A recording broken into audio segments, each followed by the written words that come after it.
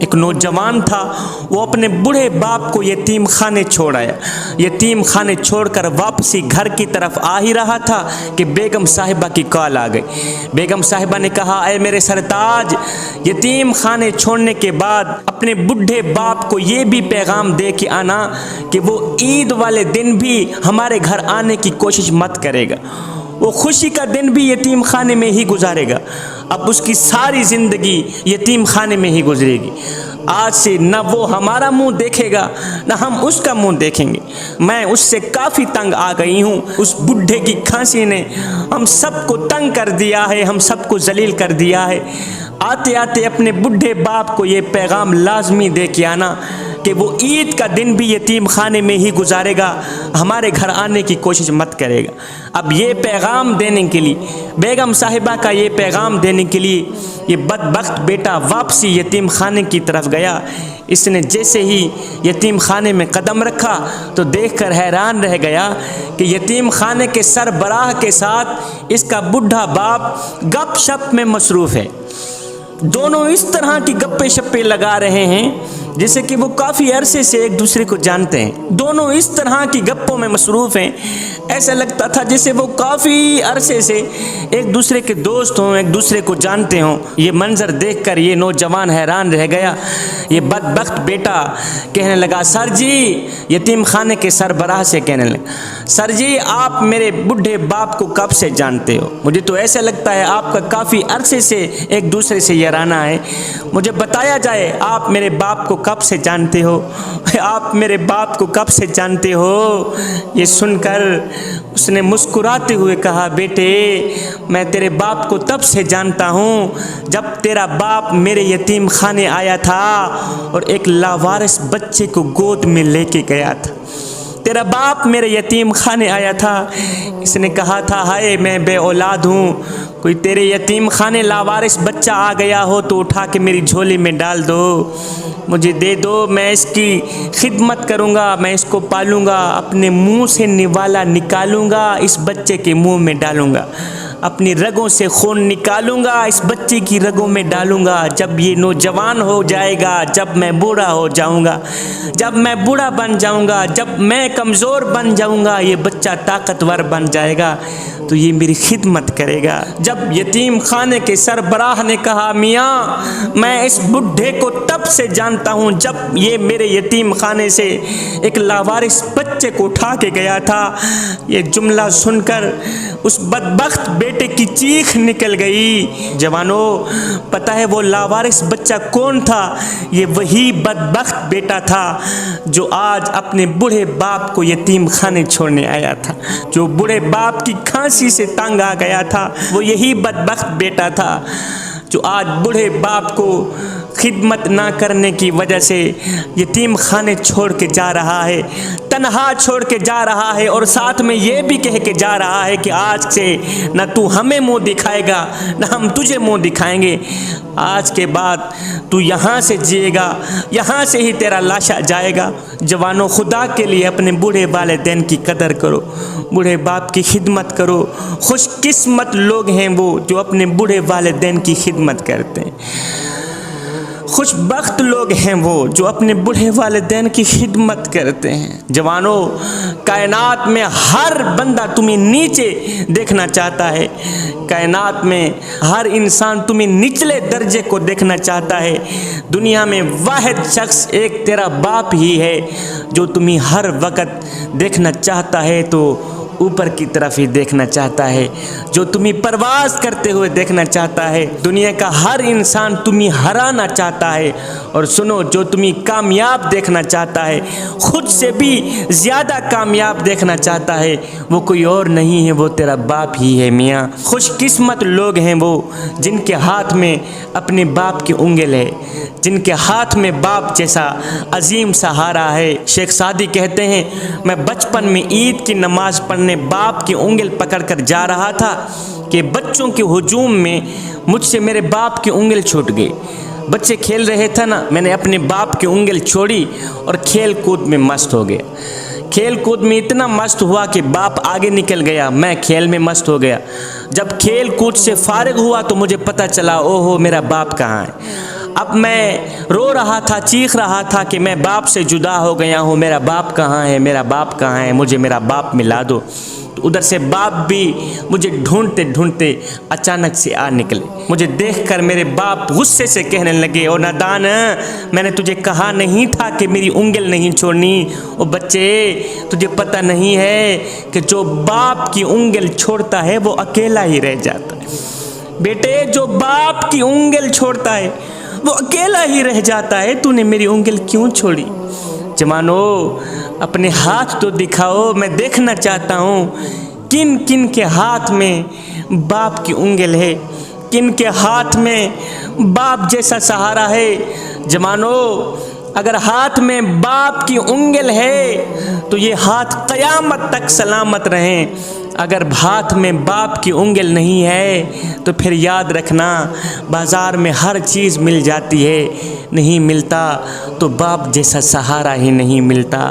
باپ کے سہارے کو غنیمت سمجھو، باپ زندہ ہے تو خدا کے لیے اپنے بوڑھے باپ کی قدر کرو۔ حضرت سلیمان علیہ السلام کے دور میں ایک شخص تھا، اس کے ایک نوجوان بیٹے نے شراب پی لی۔ جب شراب پی لی تو باپ نے بیٹے کو ڈانٹا تو بیٹے نے باپ کے منہ پر ایک زوردار تماچا مار دیا۔ تماچا اس طرح لگا کہ باپ کی آنکھ نکل گئی۔ جب بیٹے کا نشہ ختم ہوا، جب بیٹے کو ہوش آئی تو اسے باپ کے منہ پر تماچا مارنے کی اس حرکت پر اتنی شرمندگی ہوئی، اتنی ندامت ہوئی کہ اس نوجوان نے وہ ہاتھ جو باپ کے اوپر اٹھا تھا، چھرا اٹھایا، وہ ہاتھ کاٹ ڈالا۔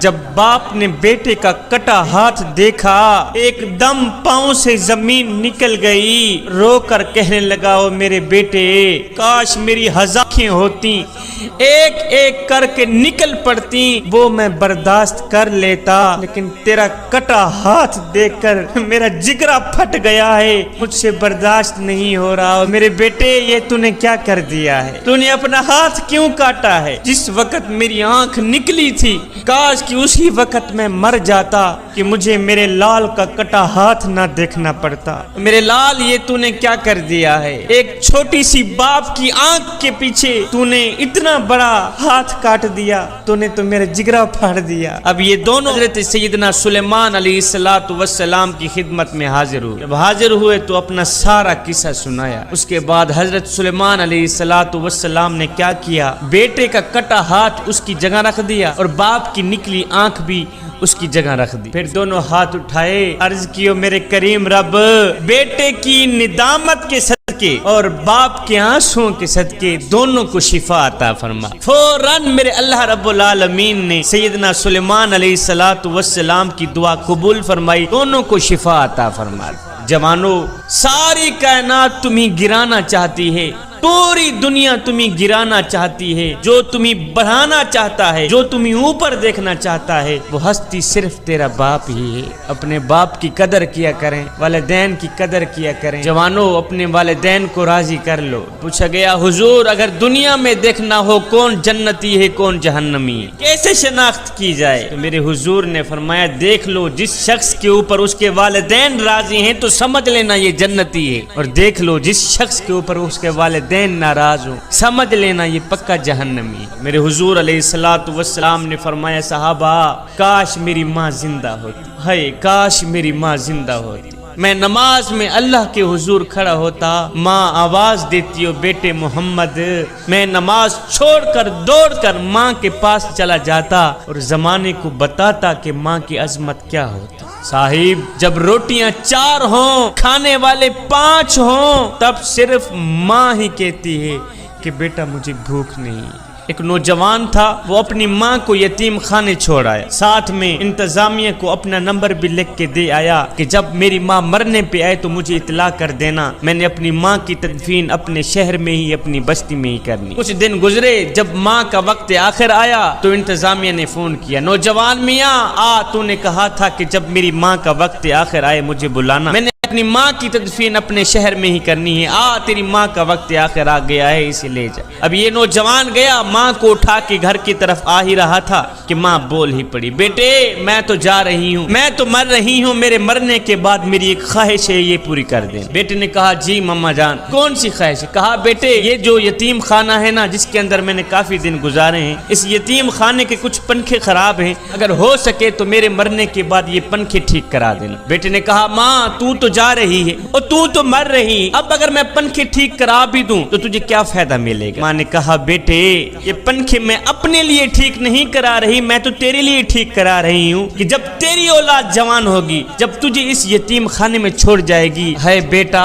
گرمی کی وجہ سے اگر تو اسی بند کمرے میں ہی سسکتا رہا، مجھے تو قبر میں ہی چین نہیں آئے گا کہ میرا لال گرمی میں سسک رہا۔ بیٹا میں اپنے لیے پنکھے نہیں لگوا رہی، میں تو تیرے لیے لگوا رہی۔ میرے حضور علیہ الصلوۃ والسلام کے پاس ایک صحابی آیا، کہنے لگا یا رسول اللہ میں مال جمع کرتا ہوں اور میرا باپ جو ہے مجھ سے پوچھے بغیر میرا مال خرچ کر لیتا ہے، آپ میرے باپ کو کہیں کم از کم وہ مجھ سے پوچھ تو لے، بڑی محنت سے میں مال جمع کرتا ہوں اور میرا باپ جو ہے وہ مجھ سے پوچھے بغیر میرا مال خرچ کر لیتا ہے، مجھ سے پوچھتا تک نہیں ہے۔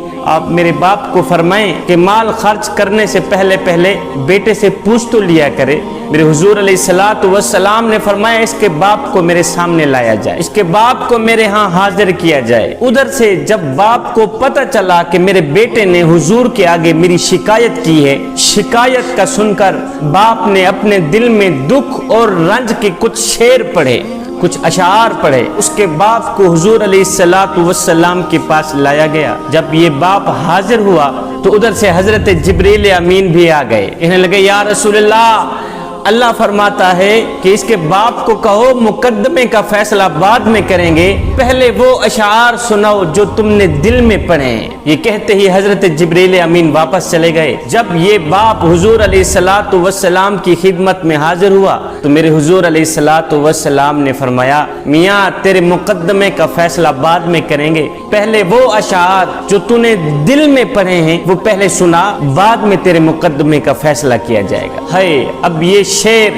اتنے دردناک تھے، ان اشعار میں اتنا درد بھرا ہوا تھا، اتنا دکھ بھرا ہوا تھا۔ جب یہ شعر ختم ہوئے تو میرے حضور علیہ الصلوۃ والسلام کی آنکھیں چھم چھم برس رہی تھیں، میرے حضور علیہ الصلوۃ والسلام رو رہے تھے، اتنا درد تھا ان اشعار میں۔ اب باپ نے وہ اشعار پڑھنا شروع کیے۔ ان شعروں کا، ان اشعار کا ترجمہ یہ تھا کہ اے میرے بچے، میرے بیٹے، میں نے تیرے لیے سب کچھ کیا، تیرے اوپر اپنا سب کچھ قربان کر دیا۔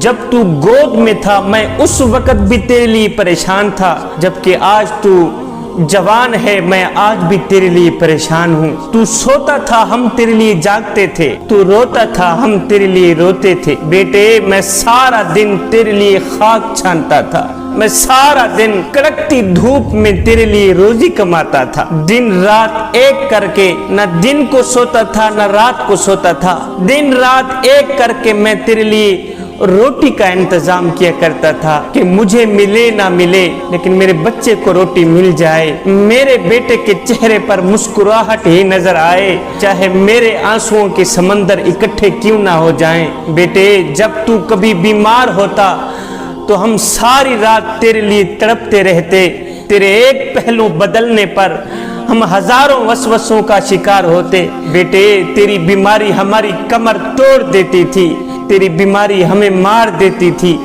تیری تکلیف ہمیں تڑپا دیتی تھی، ہمیں یوں لگتا تھا کہ تو بیمار نہیں بلکہ ہم بیمار ہیں۔ میرے بیٹے تیری آہ پر ہماری آہ نکلتی تھی، تیری ہائے پر ہماری ہائے نکلتی تھی، ہمیں ہر پل، ہر وقت، ہر گھڑی، ہر لمحے یہی فکر رہتی تھی کہ کہیں ہمارے بیٹے کی جان نہ چلی جائے۔ اور میرے بیٹے ہم نے تجھے اس طرح پروان چڑھایا ہے، میں جوان تھا تو بچہ تھا، میں اپنی رگوں سے خون نکالتا رہا تیری رگوں میں ڈالتا رہا، اپنے بدن سے طاقت نکالتا رہا، قوت نکالتا رہا تیرے بدن میں ڈالتا رہا، اپنے منہ سے نوالا نکال کر تیرے منہ میں ڈالتا رہا، خود بھوکا رہا تجھے کھلاتا رہا۔ میرے بیٹے खुद प्यासा रहा तुझे पिलाता रहा, यहाँ तक कि मैं खुद बुढ़ापे का शिकार हो गया और तुझ में जवानी रंग भर आई। तू आहिस्ता आहिस्ता जवान होता गया और मुझसे बुढ़ापा जवानी छीनता गया। फिर जब मैं इस सतह पर आया कि अब मुझे तेरे सहारे की जरूरत पड़ी, मैं सोचता था कि जैसे मैंने तुझे पाला है ऐसे तू भी मुझे पालेगा। जिस तरह मैंने तेरे नाज उठाए हैं इसी तरह आज तू भी मेरे नाज उठाएगा। जिस तरह मैंने अपने हाथों से तेरे मुंह में लुकमा डाला है, आज मैं बूढ़ा हो गया था, मैं सोचता था इसी तरह तू भी अपने हाथों से मैं कम बख्त बाप के मुंह में लुकमा डालेगा। लेकिन हाय बेटे, आज तेरा लहजा बदल गया, आज तेरी जुबान बदल गई, आज तेरी आवाज बदल गई, तेरी आंख बदल गई, आज तेरे लहजे बदल गए, तेरे तेवर बदल गए। आज तू मुझे यूं समझने लगा जैसे मैं तेरा नौकर हूँ। आज तू मुझसे यूं बोलने लगा जैसे मैं तेरा जर खरीदा गुलाम हूँ। बेटे, ये तू भूल गया कि मैंने तुझे किस तरह पाला है, मैंने किस तरह तेरे नाज उठाए हैं। तेरे लिए हम पूरी पूरी रात जागे, पूरी पूरी रात तड़पे, अपने सुकून को तेरे सुकून के ऊपर कुर्बान कर दिया, अपनी नींद को तेरी नींद पे कुर्बान कर दिया, अपने चैन को तेरे आराम और सुकून पे कुर्बान कर दिया। लेकिन आज तू हमें जर खरीदा गुलाम समझ बैठा है, आज तू हमें अपना नौकर समझ बैठा है, आज तू मेरे साथ वो कर रहा है जो कि इतना कुछ आका अपने नौकर के साथ भी नहीं करता, इतना कुछ मालिक अपने गुलाम के साथ भी नहीं करता। तू मेरे साथ इतनी बदसलूकी कर रहा है। बेटे, अगर तू मुझे बेटा बनकर नहीं दिखा सका, मुझे बाप का मकाम नहीं दे सका, तो कम से कम पड़ोसी जितना मकाम तो दे दे, कम से कम एक हमसाए जितना मकाम तो दे दे। पड़ोसी भी पड़ोसी का हाल चाल पूछ लेता है, पड़ोसी भी पड़ोसी के दर्द सुन लेता है, दुखड़े सुन लेता है। मेरे बेटे, क्या मैं इतना गिर गया हूँ कि आज तू मुझे पड़ोसी जितना भी नहीं समझता?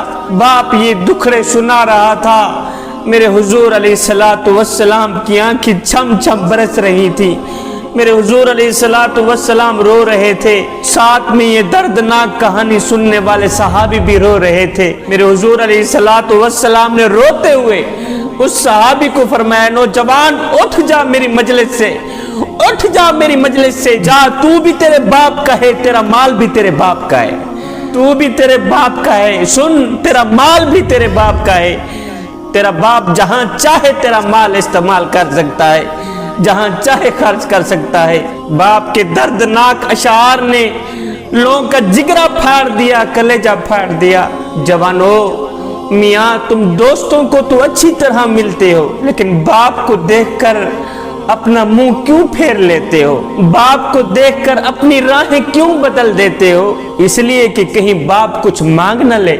सुनो जवानो, पूरी कायनात तुम्हें गिराना चाहती है, सारी कायनात तुम्हें गिराना चाहती है, लेकिन आज भी जो तुम्हें सबसे ऊंचा देखना चाहता है वो कोई और नहीं है, वो तुम्हारा बाप है।